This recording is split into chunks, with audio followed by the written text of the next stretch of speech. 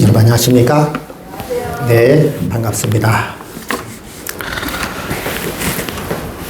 우리 오늘은 달란트의 비유에 대해서 우리 생각해 보는 시간을 좀 갖도록 하겠습니다. 자, 여러분 다 성경을 오늘 마태복음 25장을 다 펴시기 바랍니다. 마태복음 25장 14절, 마태복음 25장 14절에 있는 말씀.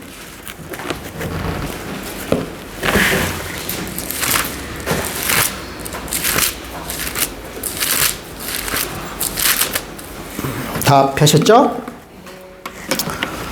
자, 아까 읽어드렸던 성경을 다시 한번 봉독해 드리겠습니다. 마태복음 25장 21절.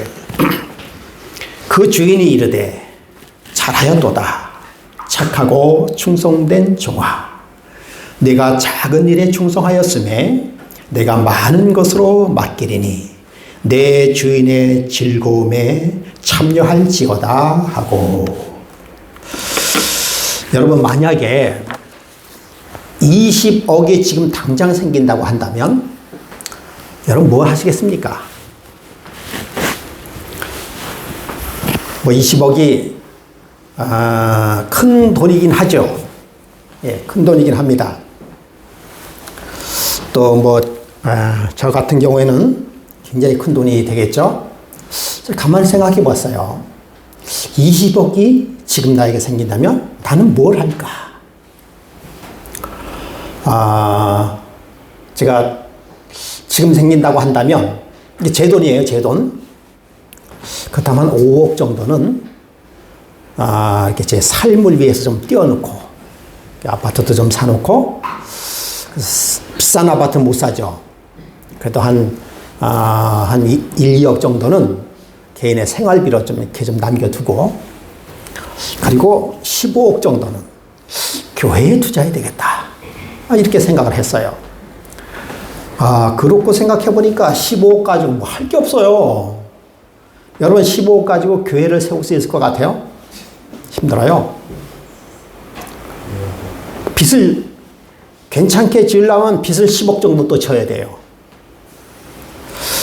그래서 이제 그렇게 교회는 못 짓고 한 10여억 가지고 한 300평에서 500평짜리 땅을 하나 사놔야 되겠다. 그렇게 해놓고 이제 나머지 한 1, 2억 가지고는 우리 교회, 이 교회 있잖아요. 여기서 성교회도 하고 우리 교인들끼리 즐기면서 사용해야 되겠다. 이 생각으로 이제 머리를 잡혔어요. 여러분은 한 15억이 있다면, 20억이 있다면 여러분 뭘 하시겠습니까? 그래요. 사실은 저에게는 거의 있을 수 없는 일일 수도 있죠. 예. 그런데 한편으로는 이렇게 생각도 해봐요. 이거 이 15억 가지고 뭐 하다가 자칫 잘못하면 돈 까먹습니다. 뭐 15억, 요즘엔 그것도 거의 뭐 못해요. 예, 사업하기도 쉽지 않아요. 예. 그럴 바에야 나이도 있고 하니까 그냥 돈을 그냥 이렇게 잘 놔뒀다가 그냥 조금 사용하면서 쓰는 것이 가장 안전하지 않을까. 그런 생각도 한번 해봤습니다. 지난 일요일 날, 저희 곧 중고등학교 동창생들이 저희 나이대로 됐으니까 자식들이 뭘 많이 해요? 결혼은 시즌에 결혼. 그래서 아주 결혼식을 요즘에 아주 많이 합니다. 내일도 2건이 잡혔어요. 우리 동창들만. 거기다가 장례식이 2건이 잡혀 있고, 아주 요즘엔 정신이 없어요. 예. 또 오늘도 우리 김중환 회장님의 어머니께서 돌아가셨어요. 그래서 저희가 예배 끝난 다음에 잠시 방문을 하려고 합니다.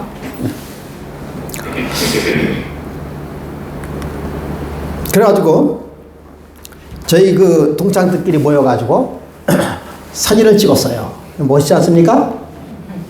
제가 어디 있는지 잘 안 보이죠? 그래서 조금 더 제 모습이 좀 더 크게 모습을 나타내서 같이 사진을 찍었어요. 저도 그렇게 이 동창생들에 비해서 뭐 인물이 딸리거나 뭐 키가 작거나 그렇진 않죠. 그런데도 볼만하지 않아요? 제일 잘생겼어요. 아, 예, 예. 그래서 이렇게 봤을 때는 이 친구나 저 친구나 뭐 괜찮다고 생각을 했는데, 여기서 여기 이제 결혼식장이에요. 저기 어디냐고, 늘봄, 저쪽에 양주 쪽에 늘봄 무슨 예식장이라고 아주 넓게 잘 돼 있더라고요. 그 다음에 뭐 코로나 시대 때문에 사람도 별로 없어가지고, 거기서 좀 결혼식장에서 이런저런 얘기하다가 산책도 나올 겸, 그 옆에 분수가에서 사진도 찍고 그랬죠. 여기서 끝났으면 좋았을 뻔 했는데, 여기서 안 끝나고, 어떻게 하는가 하면, 우리 2차를 가자. 그 2차를 간다는 것은 저 수목원 근처에 저수지 있죠? 고모리 저수지 그 근처에서 찻집에 가서 차를 마시게 됐어요. 시커먼 남자들만 가가지고 이제 차를 마시는데, 여기까지는 제가 참 괜찮게 갔는데, 그 차 마시러 가면서, 제 심정이 변하기 시작했어요. 뭔가 하면, 당장 눈에 보이는, 이 친구들이 차를 몰고 왔는데, 일부러 그런지, 왜 그런지 모르지만, 한결같이 차를 외제차만, 그냥 번쩍번쩍한 외제차만 쫙 끌고 오더라고요. 참, 그래서 저는 그때 마침 제 차를 안 가져가고, 그래도, 옆에 우리 피아노 치는 이전영 교수 있지 않습니까? 예. 그 친구 차를 타고 갔죠. 그 친구가 그레인저 아주 차를 해서 딸리지는 않은 차예요. 그래서 그 차를 타고 뒤로 딱 따라갔는데, 이 차는 막 외제차들이 막 쭉 오면서 막 그러는데, 저는 차가 무슨 차예요? SM3. 그것도 요즘 차가 아니라 거의 15년 되는 그런 SM3 차를 거기서 이 레벨 차이가 너무나 나는 거 아닌가. 그런 생각이 들어서, 제가 만약 여기 SM3 차를 끌고 갔다면 어떻게 했을까? 이 상상만 해도 이게 참, 여러분 그게 대단한 것 같지 않죠. 사실 대단하게 생각도 할 필요도 없어요. 그렇지만은, 이제 눈으로 당장 비교가 되는 것 아니겠습니까? 예. 참, 사람 살면서, 물론 이제 다 목사가 그런 차를 끌고 다니는 자체가 이상한 거죠. 예, 그래서, 목사이니까 당연히 그런 차를 끌고 가도 누가 손가락질 할 수 없어요. 그래도 왠지, 그런 마음이 조금 들더라고요. 예, 이것이 여러분, 그래도 뭔가 이게 돈을 가지고 있는 사람의 그 심정이 아닌가, 그렇게 생각을 해 봅니다. 여러분, 달란트의 비유. 자, 여러분 성경을 한번 다 보시고요. 여러분 이 성경 오늘 마태복음 25장 14절. 여러분 이것은 결코 어려운 게 아닙니다. 어렵지 않아요. 예, 그러니까 여러분 성경을 보면서 아주 자세하게 쉽게 한번 생각을 한번 해보도록 하겠습니다. 자, 다니엘서 14장. 다니엘서가 입이 올라가지고 마태복음 25장 14절. 다니엘서 많이 나왔으니까 또 말씀을 드려야 되겠는데요. 자, 여러분 다니엘서 문제집이 좀 계속 나오고 있습니다. 그래서 다니엘서 문제집을 거기에서만 문제를 내는데, 이게 고등학교 입학시험도 아니고 그래서 그렇게 중요하지는 않지만, 그러나 우리가 다시 생각해 본다는 의미를 가지고 있어요. 예? 그래서 여러분 상품도 나름대로 풍성하게 준비를 하고 있으니까요. 함께 참석을 해 주시고, 이걸 암기하시려고 하면은 쉽지 않아요. 암기가 아니라 이해입니다. 이해. 예? 다니엘서 2장은 무슨적 세계사라 그랬죠? 정치적 세계사라 했잖아요. 그 다니엘서 2장은 정치적 세계사를 암기하려고 하지 마시고 이 신상을 생각하세요. 신상에 딱 굳어져 있잖아요. 그렇죠? 딱딱딱딱 잘라져 있죠. 그렇죠? 그 정치적인 세계를 이야기하고 있고요. 그러니까 움직이지 않아요. 그죠? 이미 예언되어 있는 그런 연대수에 따라서 탁탁 끊어진다는 얘기예요. 거기에 특징만 가지고 있는 것이죠. 그렇게 이해를 하시고, 다니엘서 7장에는 같은 내용을 뭘로 표현했습니까? 동물로 표현했어요. 그렇죠?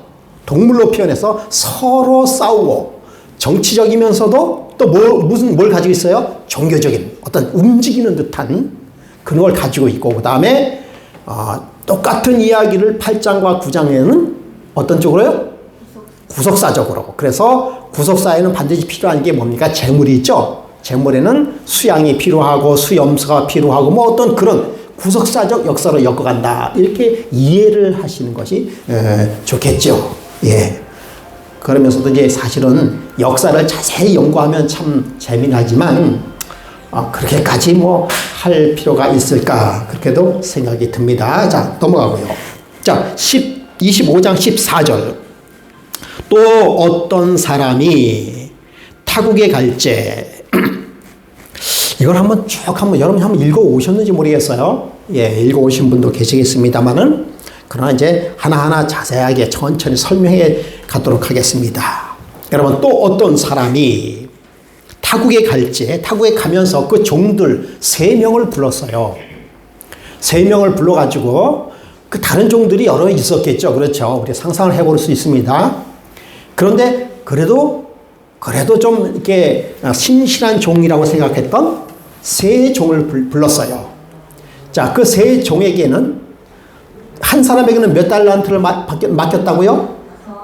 5달란트를 맡겼고요. 또 한 종에게는 몇 달란트요? 2달란트. 또 한 종에게는 몇 달란트요? 1달란트를 맡겼어요. 얼뜬 보면은 굉장히 차등 있게 맡겼잖아요. 그렇죠? 그 차등 있게 맡긴 이유가 뭐라고 얘기했죠? 여기 보니까 능력대로, 그렇죠? 능력대로 맡겼다라고 이야기하고 있어요. 그렇죠? 그러다가 자, 19절에 보니까 그런데 그 결과가 틀려요. 16절에 보니까 5달란트 받은 자는 바로 가서 그것으로 장사하여 또 5달란트를 남기고 2달란트를 받은 자는 그같이 하여 2달란트를 남겼으되. 보니까 5달란트 받은 사람은 장사해서 몇 달란트 받았다고요? 남겼다고요? 5달란트. 그러면 합이 몇 달란트예요? 10달란트. 그 다음에 2달란트 받은 사람은 즉시 그것을 장사해서 몇 달란트를? 2달란트를 했어요. 그럼 합이 몇 달란트입니까? 4달란트. 예. 그런데 18절에 보니까 1달란트 받은 자는 가서 땅을 파고 그 주인의 돈을 감추어 뒀더니, 1달란트 받은 사람은 그가 장사해서 1달란트를 더해서 2달란트를 했어야 되는데, 그 1달란트 받은 사람은 어떻게 했다고요? 그것을 어디다 묻어놨어요? 땅에다 묻어놨다라고 하는 이야기입니다. 19절에 오랜 후에 그 종들이 주인이 돌아와서 저희와 함께 회개할 때, 오랜 후에라고 얘기하고 있어요. 20절, 5달란트 받은 자는 5달란트를 더 가지고 와서 가로되 주여 내가 5달란트를 주셨는데 보소서 내가 또 5달란트를 남겼나이다. 그래서 10달란트입니다. 21절에 보니까 그 주인이 이르되 잘하였도다 착하고 충성된 종아, 내가 무슨 일이에요?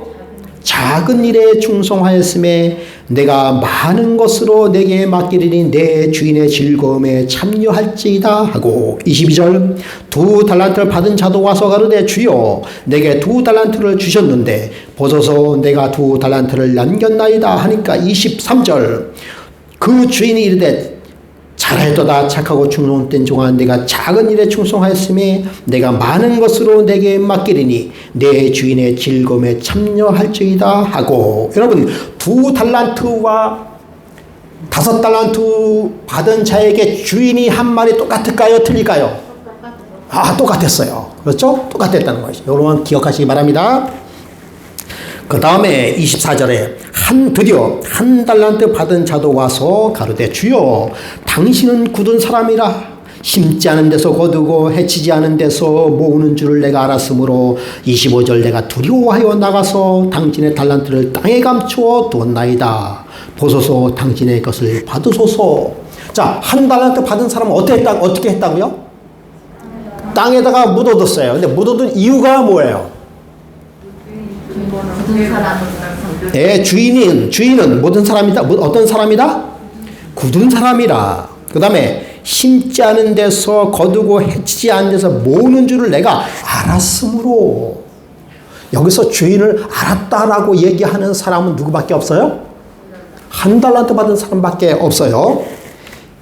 그래서 뭐해서? 두려워서 내가 당신의 달란트를 땅에 감췄나이다 하고 받으소서 하니까 26절에 그 주인이 대답하여 가로되 악하고 게으른 종아, 나는 심지 않은 데서 거두고 해치지 않은 데서 모으는 줄로 네가 알았느냐? 그러면 내가 마땅히 내 돈을 취하리라 하는 자들에게 두었다가 나로 돌아와서 내 본전과 별일을 받게 할 것이니라 하고 그에게 그 한 달란트를 빼앗아 10달란트를 가진 자에게 주어라. 29절 무릇 있는 자는 받아 풍족하게 되고 없는 자는 그 있는 것까지 빼앗기리라. 30절 이 무익한 종은 바깥 어두운 데로 내어 쫓으라. 거기서 슬피 울며 이를 갈미 있으리라 라고 하는 내용이 되겠습니다. 여기서 주인공이 누군 것 같아요? 5달란트, 2달란트, 1달란트. 주인공이 누구예요? 뭔가 1달란트에 관한 이야기를, 1달란트 받은 자에 관한 이야기를 하려고 하는 것이죠. 그렇죠? 예. 여러분, 여기까지 뭐 어려운 거 하나도 없죠?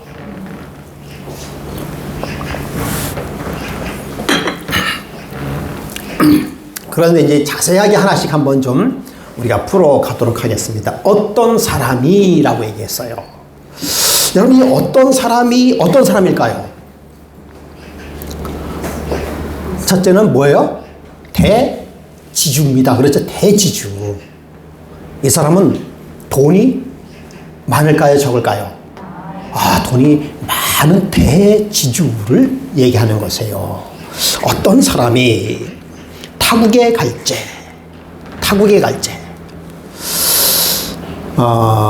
이 여행을 떠나셨는가 봐요. 그렇죠? 예.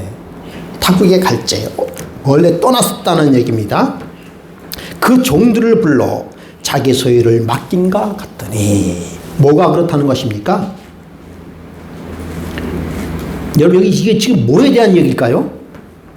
소유를 맡긴가 같으니라고 했어요. 또 어떤 사람이, 또라고 하는 것은 전에 어떠한 상황을 얘기하다가 또 이런 상황을 얘기하는 것이죠. 그렇죠? 여러분, 마태복음 24장은 무슨 장입니까? 재림의 징조장이에요. 그리고 마태복음 25장에는 무슨 비유가 나옵니까? 25장 1절에 보니까 그때의 천국은 마치 등을 들고 신랑을 맞으러 나간 열처녀와 같으니. 예수님께서 이렇게 얘기하고 있습니다. 예. 24장에 그 징조를 이야기하면서 천국에 갖고 왔음을 얘기하면서 천국에 대한 설명을 하고 있습니다. 다시 말씀드리면 마태복음 25장은 천국에 들어갈 사람이 어떻게 해야 될 것을 예수님께서 비유를 통해서 말씀해 주시는 것입니다. 그러므로 여기 보니까 열처녀의 비유, 지난번에 우리 열처녀의 비유에 대해서 자세하게 설명을 해드렸습니다. 그렇죠? 열처녀의 비유를 통해서 천국이 어떠한 곳임을, 천국에 들어가는 그 과정을 이렇게 설명을 해 놓았습니다. 그러므로 또 어떤 사람이라고 하는 것은 우리가 이것은 비유이지만은, 그러나 25장에는 천국에 가고자 하는 사람들이 어떠한 일을, 어떠한 자세로 임해야 될지를 설명해 주는 책이 바로 마태복음 25장인 것입니다. 그래서 또 어떤 사람이 타국에 갈제 그 종들을 불러 자기 소유를 맡긴과 같으니라고 하는 것은 무엇에 관한 설명을 하고자 하는 것입니까? 천국에 들어가고자 하는 그 과정을 이야기하고자 한다는 사실을 우리는 알 수가 있는데요. 그래서 여기서 또 어떤 사람이라고 하는 것은 우리가 누구로 보는 것이 좋을 것 같아요? 예, 우리가 예수 그리스도로 보는 것이 합당하다라고 볼 수가 있는 것입니다. 그러니까 이 장면은 한 부자인 사람이 이제 타국에 갔어요. 오랜 시간 갔습니다. 예, 갈 때 자기의 재산을 누구에게 맡겼습니까?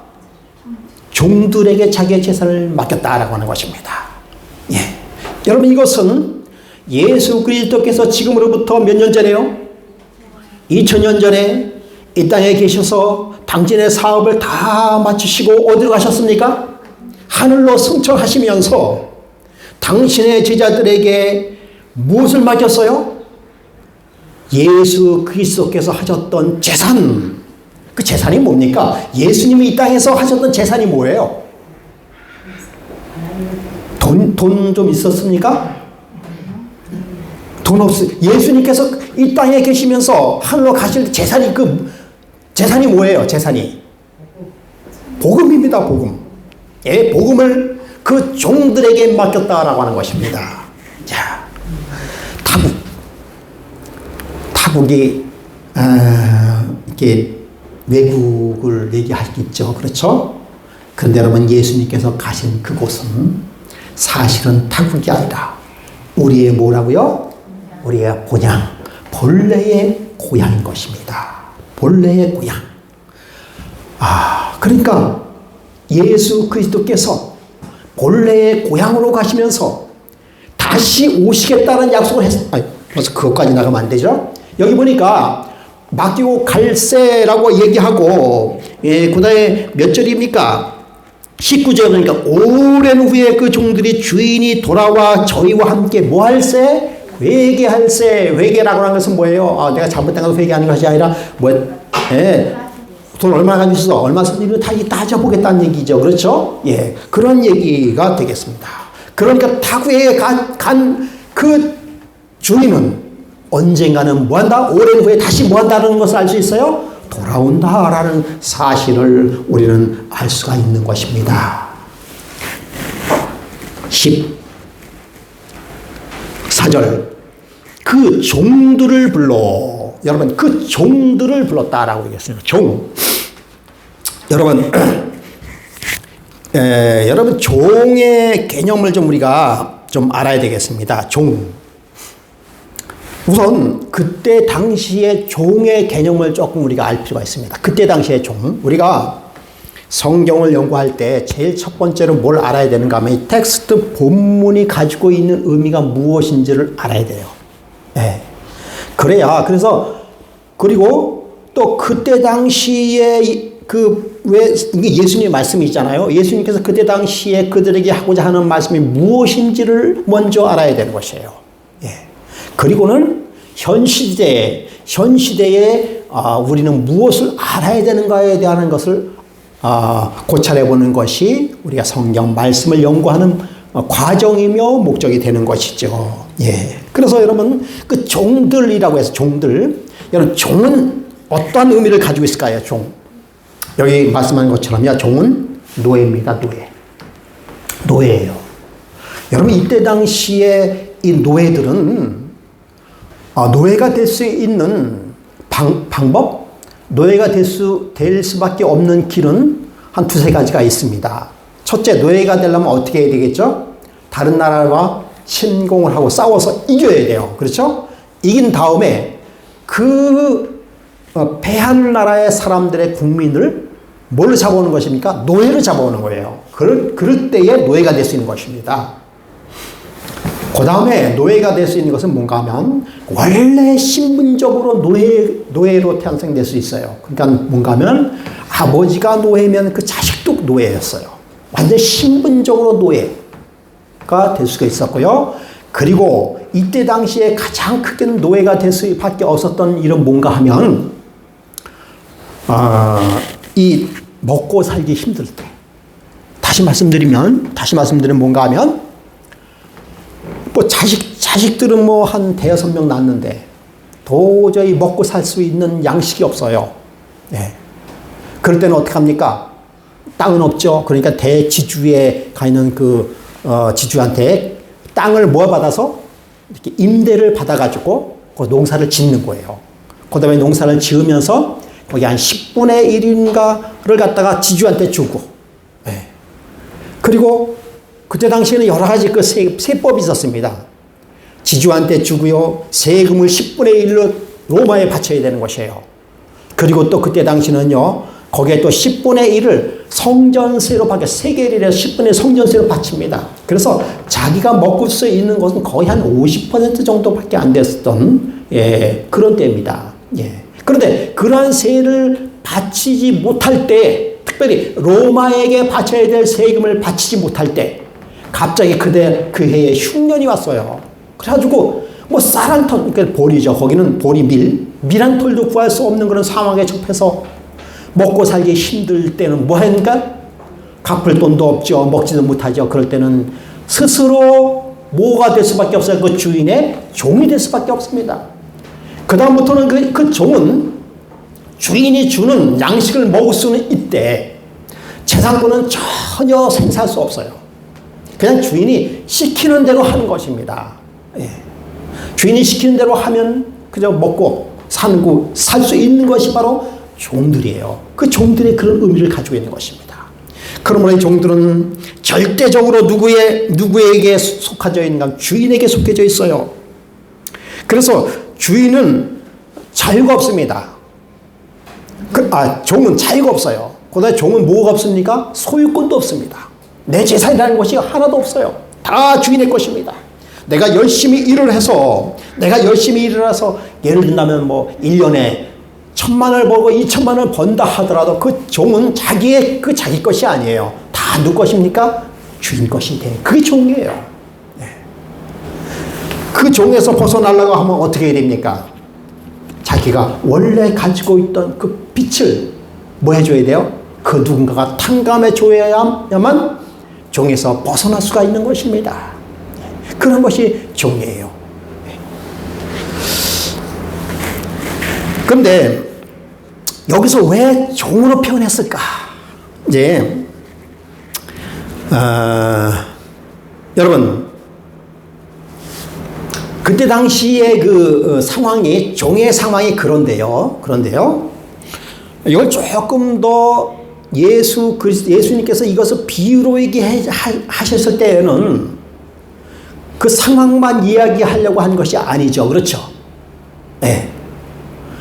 종은 종인데 이것은 제자들에게 말씀하고 있습니다. 종은 종인데 근데 여러분 예수님께서 하시고자 하는 의미는 뭘까요? 예수님께서 왜 이런 비유를 얘기했을까요? 그것은 너희는 누구의 종이다? 누구의 종이다? 예수 그리스도의 종이다 라고 하는 것을 말씀드리기 위하여 이런 비유를 들어주시는 것입니다. 여러분 근데 왜 우리가 예수 그리스도의 제자들이 왜 예수 그리스도의 종이 될까요? 왜 예수 그리스도의 종이 될까요? 여러분 이것은 이제 이해를 하셔야 돼요. 왜 예수 그리스도의 제자들은 예수님의 종일까요? 여러분 우리가 성경을 이해할 때 그리스도인들을 예수 그리스도 따르는 사람들을 종으로 표현했는데 이것만 주장하면 사실은 안 됩니다. 예수를 따르는 사람들이 종들이다. 맞습니다. 그런데 모든 것을 다 종으로 얘기하면 아니에요. 다른 성경에서는 그리스도를 따르는 사람을 또 뭘로 표현했습니까? 뭘로 표현했어요? 예? 자녀. 그렇죠. 자녀로도 표현했습니다. 너희는 하나님의 자녀다라고 얘기하고 있습니다. 또 다르게 표현되어 있어요. 어떤 것으로 표현되어 있습니까? 너희는 거룩함보다 왕같은 제사장이다 라고도 표현했어요. 그러므로 여러분 성경을 같은 성경이라도 하나님께서는 이 구원의 계획을 다방면으로 이해할 수 있도록 설명해 주셨습니다. 아시겠어요? 그 다음에 어떤 성경에서는 우리를 예수 그리스도의 친구다라고 표현했습니다. 얼마나 다정다감한 표현이겠습니까? 친구라고 표현했고요. 또 우리가 지난번에 연구했던 선한 사마리아의 비유에서는 우리를 강도 만난 자로 비유했습니다. 그렇게 성경은 예수 그리스도의 구속을 이해하기 위하여 아주 다양한 방법으로서 뭐 한 것입니까? 말씀해 주고 계신 것입니다. 그러니까 우리는 예수 그리스도, 예수님의 친구도 되고요. 또 예수 그리스도의 백성도, 하나님의 백성도 되고요. 그리고 예수 그리스도의 종의 역할도 하는 것입니다. 그리고 우리는 예수 그리스도와 같은 왕 같은 제사장도 되는 것입니다. 여러분, 이런 모든 자격을 우리가 다 이렇게 살펴볼 필요가 있다라는 것입니다. 하나에 고정돼 가지고 예수 그리스도 우리는 종이다라고만 생각할 필요는 없어요. 그 종도 가지고 있는 것입니다. 특별히 여기에서는 우리가 종이라고 하는 개념을 깊이 이해할 필요가 있다고 하는 것입니다. 예. 근데 왜 종이라고 했을까요? 왜 예수 그리스도를 믿는 사람을, 당신의 제자들을 내 종이다라고 얘기했을까요? 여러분, 종의 특징은 뭔가 하면, 아까도 말씀을 드렸습니다만은, 누구의 귀속이 된 것입니까? 주인에게 귀속이 되어 있어요. 근데 그냥 귀속이 된 게 아니에요. 반드시 뭐가 들어가는 것이에요? 재물, 즉, 값이 있어요, 값. 왜 종이라고 얘기하는가 하면, 종이 갚아야 될, 그 대상이 갚아야 될 돈을 못 갚았을 때 종이 되고, 또 그 종을 주인이 값으로 샀을 때 종이 되는 거예요. 여러분, 예수 그리스도께서 우리를 종이라고 얘기한 것은, 그것은 예수 그리스도께서 우리를 값으로 샀기 때문에 우리를 종이라고 얘기하는 것입니다. 무슨 값을 샀어요? 예? 무슨 값으로 샀습니까, 우리를? 예수 그리스도를 무슨 값으로, 예수 그리스도 당시의 제자들을 무슨 값으로 예수님께서 사셨어요? 십자가. 예, 맞습니다. 십자가의 보혈의 피값으로 사셔서 영원한 구원이 됐기 때문에, 영원한 구원의 종도로 삼으셨기 때문에 종이라고 표현한 것입니다. 고린도후서 5장 10절에 보니까, 그가 모든 사람을 대신하여 죽으심은 살아있는 자들로 하여금 다시는 그들 자신을 위하여 살지 않고 오직 그들을 대신하여 죽었다가 다시 살아나신 이를 위하여 살게 하려 함이라. 모든 사람을 대신해서 죽으셨기 때문에, 그러기 때문에 우리를 예수 그리스도의 종이라고 표현하는 것입니다. 그 대속의 의미가 있기 때문에 우리를 종으로서 뭐하는 것이에요? 표현한 것이죠. 그래서 우리를 종들이다.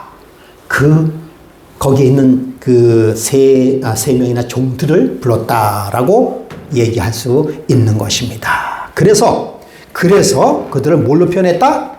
종들로 표현한 것이다 라고 하는 것입니다. 그래서 보니까 고린도전서 6장 20절에 보니까 값으로 산 것이 되었으니 그런즉 너희 몸으로 하나님께 영광을 돌리라 라고 고린도 후서 6장 20절에도 그렇게 말씀을 하고 있는 것입니다.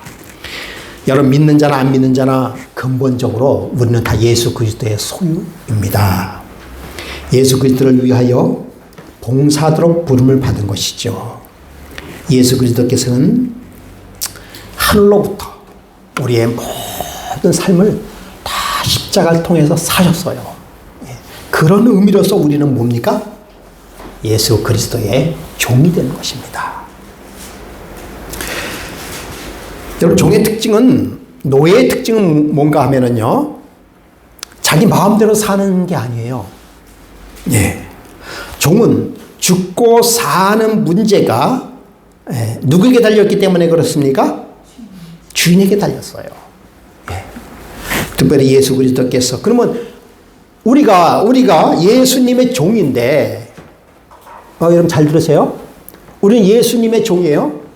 예, 예수님의 종인데 값으로 우리를 샀다라고 말씀했어요. 그렇죠? 그러면 값으로 샀기 전에, 그 전에 우리는 어디에 속해져 있었다는 얘기가 되죠? 네? 그렇죠. 사단에. 다시 말씀드리면요, 죽음의 종이 되어 있었어요. 사탄의 종이 되어 있고 죽음의 종이 되어 있었다고 하는 것입니다. 그런데 예수 그리스도의 값을 지불함으로, 이 값은 무슨 값이라고 얘기했습니까? 아까도 말씀을 드렸습니다만은, 베드로전서 1장 19절에 보니까 오직 흠없고 점없는 어린 양 같은 그리스도의 보배로운 피로 한 것이니라. 여러분, 우리를 예수 그리스도의 보배로운 피로써 우리를 뭐 하셨다는 것입니까? 사셨어요. 그전에는 우리가 죄인이었어요. 사단의 노예가 됐었습니다. 그래서 우리는 죽을 수밖에 없는 죄인이 되었지만 예수 그리스도의 보배로운 피로 인하여 이제는 사단의 종이 아니고 죄의 종이 아니고 죽음의 종이 아니라 우리를 산값으로, 우리를 피의 값으로, 보배란 피의 값으로 샀기 때문에 우리는 영원히 살 수 있는, 영생을 얻을 수 있는 영생의 창조주이신, 영생의 구속주이신 예수 그리스도에게 속한 것을 우리는 종으로 표현했다라고 말씀하고 있는 것입니다. 여러분, 예수 그리스도께서는 이 약속을 얼마나 철저하게 잘 지키셨는지 모릅니다. 여러분, 이것은 사실은 어느 특정한 사람들을 위한 것은 절대 아닙니다. 온 인류를 위하여, 어떻게 보면 이 지구뿐만 아니라 온 인류의 다른 우주에 혹시라도 있는 그 죄악까지도 다 용서할 수 있는 놀라운 그런 피의 값으로서 우리를 구속해 준 것입니다. 그 사실을 믿는 자는, 그렇죠? 믿는 자는, 즉 내가 예수 그리스도의 종으로서의 삶을 사는 사람에게는 그러한 구원이 주어지는 것임을 우리는 알 수가 있는 것입니다. 그래서 여기에 오직 흠없고 점없는 어린 양 같은 그리스도의 보배로운 피로한 것이니라 라고 말씀하고 있습니다. 네. 우리 증언의 말씀에 보면 이렇게 말씀하고 있어요. 그리스도를 통하여 모든 하늘을 우리에게 주심으로써 각 사람의 의지와 애정과 심령을 다 사셨다. 여러분, 예수님께서 우리의 삶을 전체를 다 사셨다라고 하는 것이에요. 여러분, 이 사실을 믿으십니까? 우리 의지. 여러분, 의지가 뭐예요, 여러분? 여러분, 의지가 있어야 되지 않습니까? 사람이면 의지가 있지 않습니까? 네.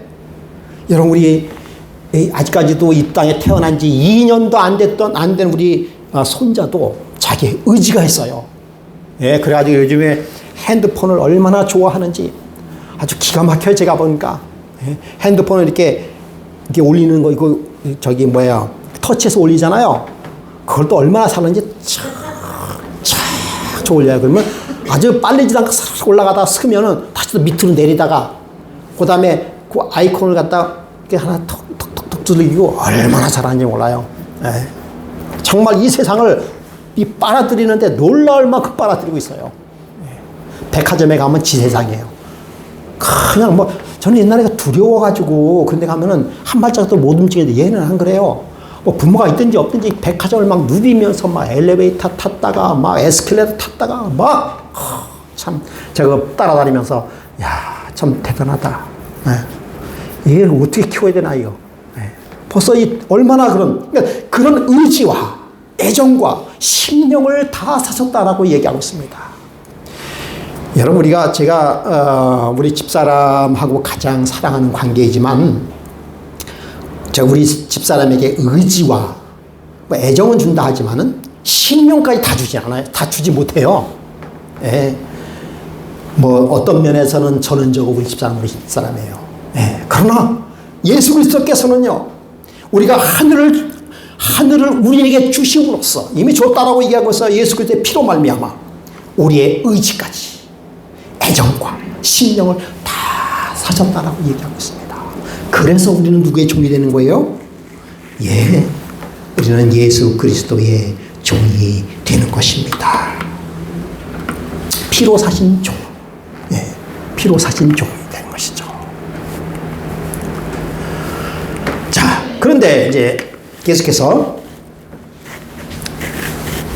이제 15절, 그러니까 종들을 불러 자기 소유를 맡긴과 같으니 각각 그 재능대로 하나에게는 금 5달란트를, 하나에게는 2달란트를, 하나에게는 1달란트를 주고 떠났다라고 하는 것입니다. 자, 여러분, 여기서 달란트에 대한 좀 설명을 좀 해야 되겠습니다.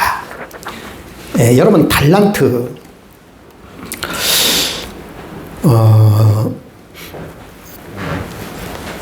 구약시대 때는요, 달란트가 뭐에 단위였는가 하면 무게의 단위였습니다. 무게, 한 달란트. 그래서 뭐 성경에 보니까 뭐 몇 달란트. 구약에서는 이것이 무게의 단위예요, 무게. 한 달란트가 이만큼이다. 라고 하는 무게의 단위입니다. 신약에 들어와서는 달란트가 뭘로 사용했습니까? 화폐의 단위가 됐어요, 화폐의 단위. 그러다가 오늘날 시대에 달란트는 화폐의 단위일까요? 오늘날의 달란트를 다른 말로 뭐라고 얘기하죠? 탤런트라고 얘기해요. 달란트가 변해서 탤런트가 된 거예요. 그렇죠? 그래서 우리가 탤런트 하면은 생각나는 사람들 있죠? 뭐 TV에 잘 나오는 사람들 탤런트라고 얘기하지 않습니까? 그래서 오늘날은 다분히 이것을 뭘로 표현이 되는가 하면 재능으로 표현도 되기도 합니다. 그러니까 이 같은 의미가 시대마다 조금씩 변하는데, 그러면 예수님 당시에는 뭐예요? 이제 막 무게의 단위에서 무슨 단위로 넘어가는 것입니까? 화폐의 단위로 넘어올 때에 있었던 사건이 바로 되겠습니다. 구약에서는 그래서 여기 금이에요, 금 한 달란트가 얼마다 라고 하는 것입니다. 그런데 여러분, 이 달란트의 그 값이 얼마나 될까? 우리가 이때 당시에는요, 여러 가지 뭐 달란트의 그 화폐의 단위가 있습니다. 데나리온도 있고요, 문화라고 하는 그 그런 단위도 있고요. 그 다음에 또, 성전에 바치는 돈은 세겔이라고 하는 그런 그 화폐 단위가 있었습니다. 우리가 쉽게 알 수 있는 것이 뭔가 하면 데나리온이라고 하는 화폐 단위를 생각할 수 있어요. 여러분, 1데나리온은 무슨 뜻을 가지고 있죠? 1데나리온은 노동자의 하루 품값이 1데나리온이에요. 그러니까 기준을 잡기가 아주 쉽죠. 그냥 오늘날 얘기하면 그냥 노동자가 아니라 숙련된 노동자입니다. 숙련된 노동자의 하루의 품값이 1데나리온이에요. 그러면 여러분, 1달란트는 몇 데나리온일까요? 1달란트는 여러분 대충 기억할 필요 있어요. 1달란트는 10,000데나리온이에요. 자, 그러니까 10,000일 동안 일해야만 벌 수 있는 돈이 몇 달란트라고요? 1달란트라고 얘기하는 것입니다. 그러니까 여러분, 달란트가 얼마나 큰 단위라는 걸 여러분 알 수 있죠? 그래서 대략 한번 오늘날서 한번 계산을 해보니까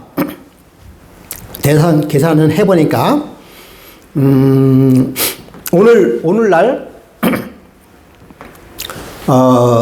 보통 그 하루 품값이 계산하기 좋게 하루 품값 10만 원이라고 쳐봅시다. 10만 원. 그러면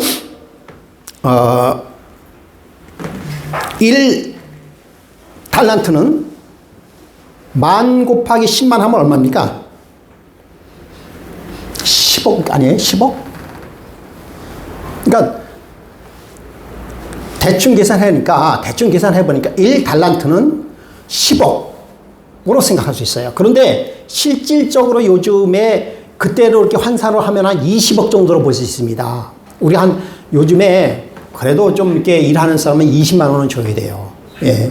그러니까 1달란트는 대략 우리의 개념으로 20억 정도 된다라고 생각하면 됩니다. 예. 그래서 제가 처음에 내가 한 20억 정도 있으면 뭘 할까라고 여러분께 생각했던 것이 그런 것이에요. 그 1달란트는 20억 정도 된다라고 하는 그런 돈이다라는 생각을 하면 되겠습니다. 그렇다면 5달란트는 몇 억입니까? 5달란트는 100억에 100억입니다. 당연히 2달란트는 40억 정도가 되는 것이죠. 예. 그럼 이 화폐 단위는 어떤 사람들에게 100억이라고 하는 것이 작을 수도 있어요. 작을 수도 있지만 아주 종들에게는 즉 자기의 재산이 전혀 없는 사람들에게는 이 1달란트라고 한 돈은 평생 벌어도 못 벌 수 있는, 자기가 가질 수 없는 돈이 1달란트입니다. 네. 그러니까, 여러분, 그는 1달란트라고 하는 그 개념을 우리가 이해해야 되는 거예요. 그 종들이 가지고 있는 게 상업을 하는 사람들에게 1달란트는 큰 돈이지만은 뭐 그래도 있을 만한 그런 돈입니다. 예. 그런데 전혀 일할 수 없는 그런 남이 주는 대로 먹고 하는 사람들에게 1달란트 20억이라고 하는 돈은 굉장한 돈이에요. 평생 벌어도 갚지 못할 돈, 벌 수도 없는 돈이 1달란트입니다.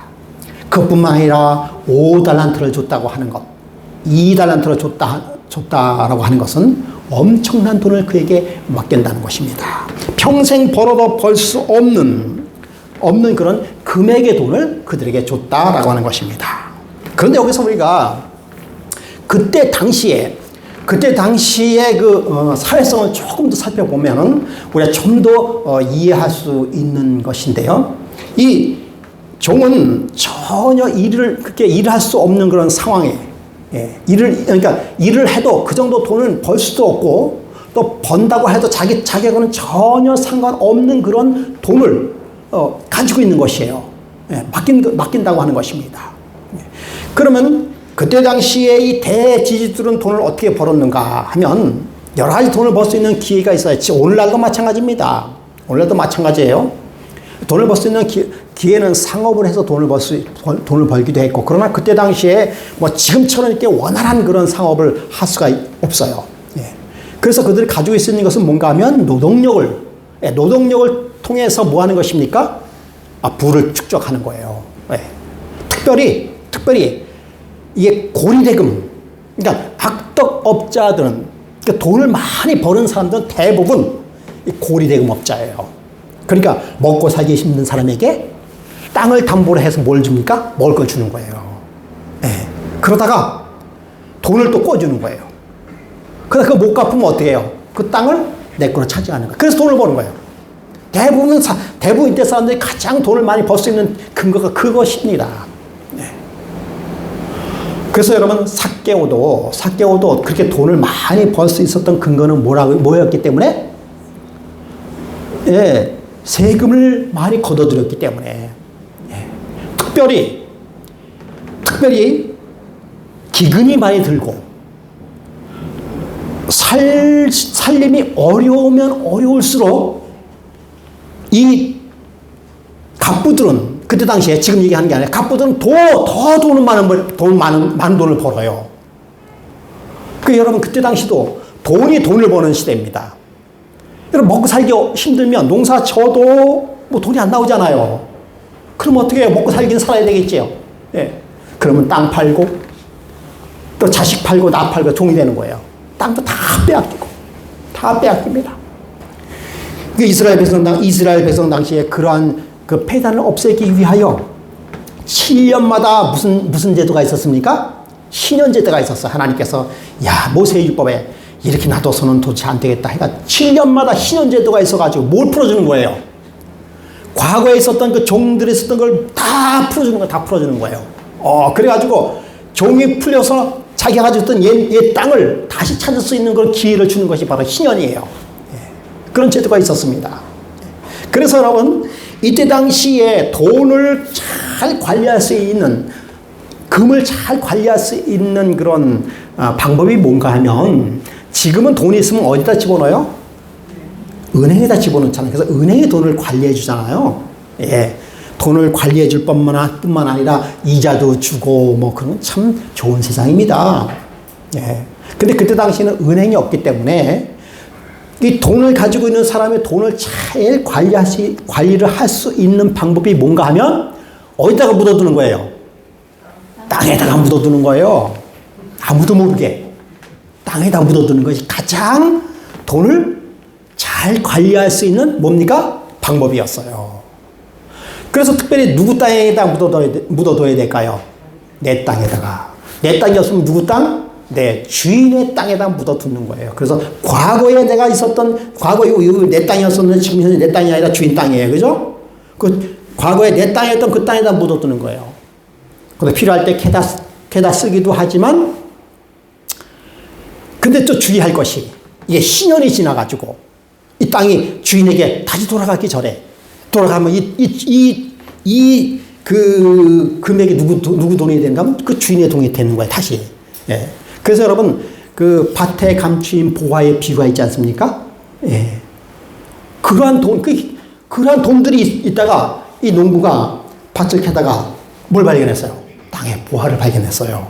그래가지고 그 땅을 전 재산을 다 해서 그 땅을 사가지고 보화를 발견하는, 그래서 밭에 감추인 보화의 비결 아닙니까? 예. 그런 시대가 바로 그러한 시대였어요. 그래서 악덕 고리업자들이 일어났던 때예요. 그래서 돈을 벌 수 있는 방법은 뭔가 하면, 돈을 벌 수 있는 방법은 그렇게 악덕이라는 뿐만 아니라 그래도 합법적인 것이에요. 합법적인 고리대업을 함으로써 돈을 착취하는 것이에요. 여러분이 맨 마지막에 보면은, 예, 25장 맨 마지막에 보면은, 맨 마지막 24절에 보면은, 한 달란트 받은 자가 와서 가로되, 주여 당신은 굳은 사람이라 심지 않은 데서 거두고 해치지 않은 데서 모으는 줄 내가 알았으므로, 라고. 이 말은 뭔가 하면, 심지 않은 데서 거뒀다라고 하는 것이 뭐예요? 자기가 농사 짓지 않으면서 거뒀다라는 것은 뭡니까? 고리대업자예요. 고리대업자.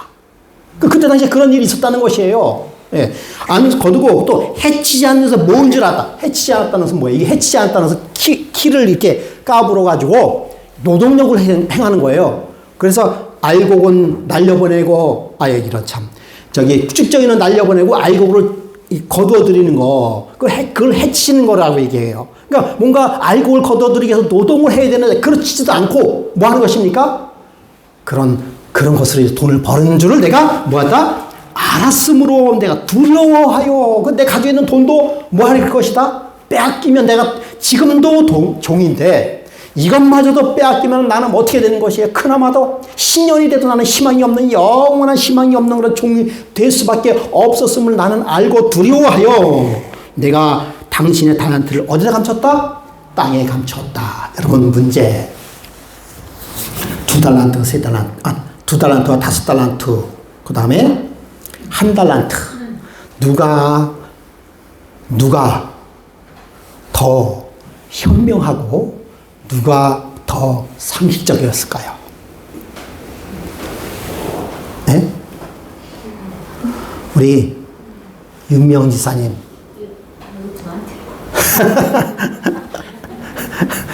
항상 윤명 지사님이 기발한 대답을 해서, 여러분, 지사님, 누가 더 현명한 사람이에요? 성경적으로 볼 때는 돈을 불린 사람이 현명한. 네? 돈을 불린 사람. 그때 당시에로 얘기해야죠. 그때 당시에는 1달란트 묻은 사람이. 속에 묻은 사람. 예, 정답입니다. 여러분, 이 1달란트 받은 사람이 땅에 묻은 것은요, 아주 상식적인 얘기입니다. 가장 자기 돈을 뭐 할 수 있는 것? 안전하게 보관할 수 있는 방법이 땅에다 묻는 것이에요. 여러분, 종들이 사업을 할 수 있을까요? 없을까요? 여러분, 지금 여러분 아무리 장사를 잘한다 하더라도 그러니까 5달란트 100억을 투자해서 100억을 불린다는 거, 여러분, 이거 쉬운 거 아닙니다. 쉬운 것 같아요? 여러분, 저는 그런 돈을 굴려보지 않았지만 10%만 이득이 있어도 그것은 대단히 잘하는 거예요. 예를 들면 내가 1억을 은행에다 맡기면 10%가 얼마예요? 1,000만 원인가요? 1년에 1,000만 원만 벌 수 있다면요, 누구든지 은행에다 돈을 맡깁니다. 그런데 10%가 아니라 100%, 1,000만 원을 맡기면은요, 몇 년 후에 1,000만 원이 된다. 이야, 이건 있을 수 없는 일이에요. 이 사람이 날고 뛰는 장사꾼이고 사업가라 하더라도 10억을 투자했다가 10억을 번다. 쉬운 일이 아닌데, 더더군다나 이 사람들 뭐예요? 종이에요, 종. 종은 절대로 장사를 할 수 없는 위치가 종입니다. 아시겠어요? 절대로 장사를 할 수 없는 위치가 종이에요. 그런데 종이 뭐 했다? 100억을 투자해서 100억을 벌었다고 탁 내놓는 거예요. 그 다음에 이 40억을 버는 사람도 40을 벌었다 해가지고요, 80억을 탁 내놓는 거예요. 와, 대단하지 않습니까? 그런데 이건 있을 수 없는 일이에요. 그러다가 망하면 어떡해요? 그러다가 망하면 성공할 수 있는 확률이 많을까요? 망할 수 있는 확률이 많을까요? 여러분, 지금도 사업하면 100% 성공한다는 보장은 전혀 없습니다. 정말 사업해서 50% 성공한다면 그 나라 참 잘 되는 나라일 거예요. 50% 성공률이 안 납니다.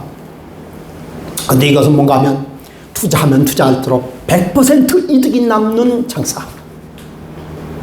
그것도 전혀 장사를 할 줄 모르는 사람들이 장사를 하는데도 그렇게 성공을 거둘 수 있는 그런 장사. 여러분, 그런 장사가 있으면 한번 해보고 싶지 않겠습니까? 그럼 여기서 우리가 알 수 있어요. 우리가 알 수 있는 것은 종들의 능력이 아니라는 것을 알 수 있습니다. 그렇지 않아요? 그 다음에 여기 보니까 오랜 후에 여기 보니까 18절에 보니까 한 달란트를 받은 자는 가서 그 전에 여기 보니까 14절에 자기 소유를 맡김과 같으니라고 하고요. 15절 보니까 뭐 5달란트, 2달란트, 1달란트를 주고 떠나니라 라고 했어요. 주인이. 여러분, 만약에 여러분 100억을 투자해 놓고 저기 가서 외국에 가서 사업을 다 100억 사업을 벌여놓고 저 하와이에 가서 여러분 띵가띵가 놀 수 있겠어요? 그렇게 믿을 만한 사람이 있을까요? 갔다 오면 원금만 보존해 놓으면 좋은 세상이에요. 다 상처먹고 알그지가 될 확률이 거의가 다반사입니다. 그렇게 여러분 제가 이렇게 그 탤런트나 그 참 잘 나가던 사람들이 혹은 이제 평생 직장 생활 하다가 은퇴해가지고 이제 은퇴 자금을 받아가지고 노후에 그래도 편안히 살까 해가지고 투자해가지고 성공 거둔 사람들을 많이 못 봤어요. 다 망했대. 거의 망했대. 다 사기당했대요. 세상이 그런 세상이에요. 근데 여기 주인은 두고 떠나니라. 떠났다라고 말씀하고 있습니다. 믿고 그러니까 믿었다는 말은 안 나오지만 두고 떠나니라. 여러분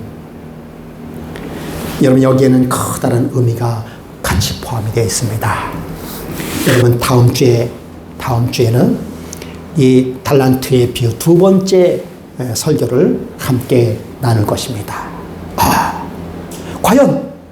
과연 이 5달란트와 2달란트 가진 사람들은 무슨 믿음을 가졌기에 더 이득을 남길 수 있었을까? 그리고 이 1달란트 받은 사람, 이 달란트 받은 사람이 가장 영리한 사람이에요. 네. 최소한도로 주인의 돈을 뭐 하는 사람입니까? 보존해 놓은 사람이고요. 가장 합리적이고 가장 상식적인 일을 한 사람인 것입니다.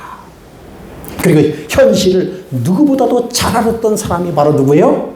1달란트 받은 자입니다. 그런데 주인은 그를 보고 뭐라고 얘기합니까? 악하고 게으른 종이라고 얘기하고 있어요. 도대체 왜 그랬을까? 이 종들이 할 수 있는 일은 아무것도 없는데, 아무것도 없는데. 그럼에도 불구하고 그런 배에 그들이 도저히 할 수 없는 그런 상황을 남겼어요. 그리고는 뭐 하셨습니까, 여러분? 자기가 가지고 있는 거 다 다시 주인에게 돌려줬어요. 다, 100억 다. 한 50% 내 거 아니에요? 내가 수고했는데? 그런데 종의 개념은 그게 아닙니다. 내가 가진 거 다 돌렸어요. 100억 다 200억 다 돌려주고 80억 다 돌려주고. 그런데 21절에 그 주인이 이르되 착하고 충성된 조가 내가 작은 일에 충성하였음에 라고 얘기하고 있어요. 이것은 150달란트 5달란트 가지고 있는 사람이나 2달란트 가진 사람 똑같이 얘기했어요. 똑같아요. 차등이 없습니다. 내가 작은 일에 충성하였음에 라고 얘기하면서 내가 많은 것으로 내게 맡기리니 여러분 100억 맡기는 것도 많은 거 맡겼지 않습니까? 그렇잖아요. 근데 이제부터는 더 더 많은 것 맡기겠다라고 얘기해. 더 많은 것. 와, 도대체 얼마나 맡기려고, 그 얼마 맡겼는지는 제가 아무리 봐도 몰라, 안 나와 있어요. 그런데 하는 더, 100억보다 더 큰 것으로 내게 맡기겠다라고 말씀하고 있습니다. 아, 여러분, 이 방법만 알면 대박 나는 거 아닐까요? 다음 주에 이 방법을 한번 살펴보도록 하겠습니다. 저와 여러분 대박 나시기 바랍니다. 예.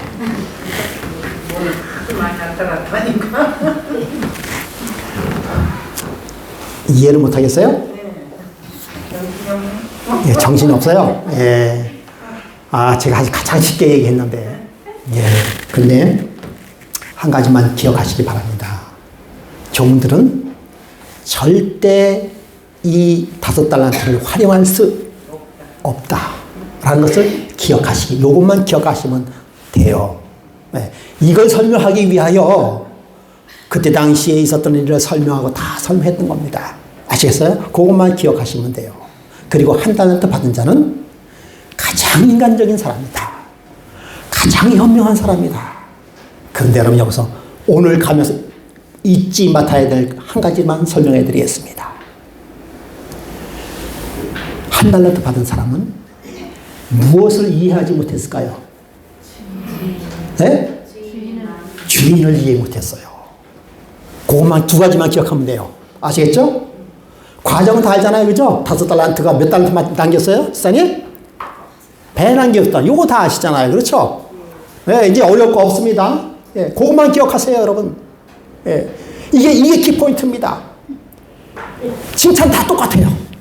5달란트 가진 자나, 혹은 10달란트 가진 자나, 혹은 100달란트 가진 자나, 다 착하고 충성된 일에, 내가 무슨 일에? 작은 일에, 큰 일이 아니라 작은 일에 충성하였음에 더 많은 것으로 맡겠다라고 약속해 주셨습니다. 여러분, 우리는 그러한 백성이에요. 아시겠습니까? 예. 우리가 다음 주에 하나님께서 도대체 어떠한 그 주인은 어떠한 사람이기에, 그리고 이 5달란트 가진 자와 2달란트 가진 자가 도대체 뭔 일을 했기에 배로 늘렸을까? 예. 그것을 집중적으로 한번 살펴보는 시간 갖겠습니다. 여러분, 결론적으로 말씀드린다면 우리 하나님께서는요, 우리 예수님께서는요, 우리에게 5달란트를 주고 또 5달란트를 더 주셨습니다. 그리고는 우리를 더 많은 것으로 채워주겠다고 약속하셨습니다. 그 약속을 받은 사람이 저와 여러분임을 여러분 기억하시기 바랍니다. 그 과정을 다음 주에 다시 한번 살펴보도록 하겠다라고 하는 것입니다. 여러분, 그 주인이 이르되 잘하였도다 착하고 충성된 종아, 내가 작은 일에 충성하였음에 내가 많은 것으로 맡기리니 내 주인의 즐거움에 참여할지어다. 무슨 즐거움이요? 무슨 즐거움이요? 주인의 즐거움에. 여러분, 주인의 즐거움에 참여하시는 저와 여러분이 되시기 바랍니다. 여러분, 예수님의 즐거움이 도대체 뭘까요? 예, 예수님의 즐거움은 물론 십자가에서의 고통과 고난이 예수님께서 나에게 즐거움이라고 얘기하고 있습니다. 나의 기쁨이라고 얘기하고 있어요. 그것으로 연결된 저 하늘나라에서 만나는 그 어린 양의 혼인잔치, 영원히 살 수 있는 만남의 그 즐거움의 잔치에 참여할지어다 라고 약속해 주셨습니다. 여러분, 우리가 그날이 우리에게 보장되어 있다는 믿음을 가지시는 저와 여러분의 되기를 간절히 바라면서 말씀을 마치겠습니다. 여러분, 500장 다 같이 일어서셔서 500장 찬미 같이 하겠습니다.